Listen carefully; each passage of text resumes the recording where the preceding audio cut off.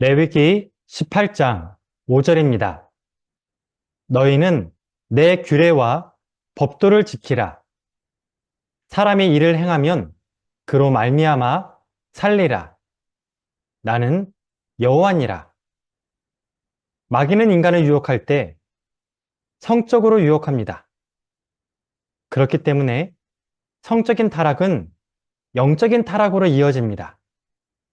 마치 동전의 양면처럼 성적 타락과 영적 타락이 작동하는 겁니다. 또 성적인 유혹은 하나님의 주권과 연결됩니다. 만약 하나님이 없다면 인간은 자기 마음대로 살 수 있습니다. 하나님이 없으면 기준도 없기 때문입니다.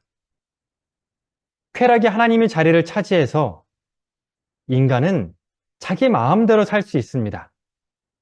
자기 마음대로 남자가 될 수도 있고 여자가 될 수도 있습니다. 그래서 진보적인 신학자들은 인간의 자유를 그 누구보다 강조합니다. 인간의 자유와 성경이 충돌하면 그들은 인간의 자유를 선택합니다. 인간의 자유 때문에 하나님의 말씀까지 바꿔버립니다. 예를 들어 하늘에 계신 우리 아버지가 성중립적인 표현이 아니기 때문에 아버지란 말을 빼야 한다고 주장합니다. 예수님이 하나님을 아버지라고 불렀지만 그들은 예수님의 말씀도 불편해합니다.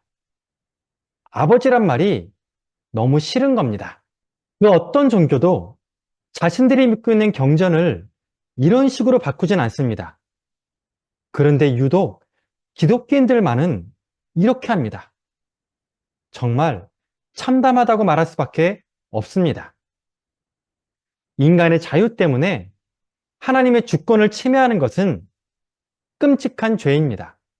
오늘 본문 말씀인 레위기 18장에서 하나님은 나는 여호와니라, 나는 너희의 하나님이라 이 말씀을 6번이나 반복합니다. 하나님의 주권을 인정하라는 뜻입니다. 오직 하나님의 주권을 인정하는 사람만 자신의 성적 쾌락을 제한할 수 있습니다. 하나님은 13가지 쾌락을 금지하셨습니다. 어머니의 하체, 아버지의 딸, 새엄마의 딸, 손녀와 외손녀의 하체, 고모의 하체, 이모의 하체, 아버지 형제들의 아내, 며느리의 하체, 형제의 아내, 아내와 그 아내의 딸을 동시에 취하는 것, 아내의 누이와 여동생, 이런 근친상간을 금지했습니다. 바꿔 말하면 출애굽시대 사람들은 그렇게 살지 않았다는 뜻입니다. 애굽에서 근친상간은 죄가 아니었습니다. 가나안 땅에선 이런 근친상간이 하나의 성문화였습니다. 심지어 동물과 성관계하는 것도 문제될 게 없었습니다. 동성애는 약방의 감초처럼 언급됩니다. 너는 여자와 동침한 같이 남자와 동침하지 말라. 여자는 짐승 앞에 서서 그것과 교접하지 말라. 이렇게 하나님은 근친상간 따로, 수간 따로, 동성애 따로 분리하지 않았습니다. 근친상간과 수간, 동성애를 다 같이 묶어서 죄라고 말씀하셨습니다. 만약 근친상간이 죄라면 동성애도 죄라는 뜻입니다. 여기서 하나님은 몰렉의 죄까지 언급했습니다. 성적인 타락을 영적인 타락으로 연결시킨 겁니다. 몰렉은 암몬 백성들이 섬겼던 신입니다. 그 얼굴은 황소 머리를 했고 몸은 인간의 몸을 가지고 있었습니다. 이 몰렉은 두 팔을 뻗고 있었는데 가나안 사람들은 여기에 자신의 자녀를 올려놓았습니다. 아이가 그 팔 위에 올려지면 아이는 몰렉의 배 쪽으로 떨어집니다. 몰렉의 배는 불타는 아궁이처럼 불타고 있었습니다. 그래서 그 아이가 그 속에 빠지면 불타 죽습니다.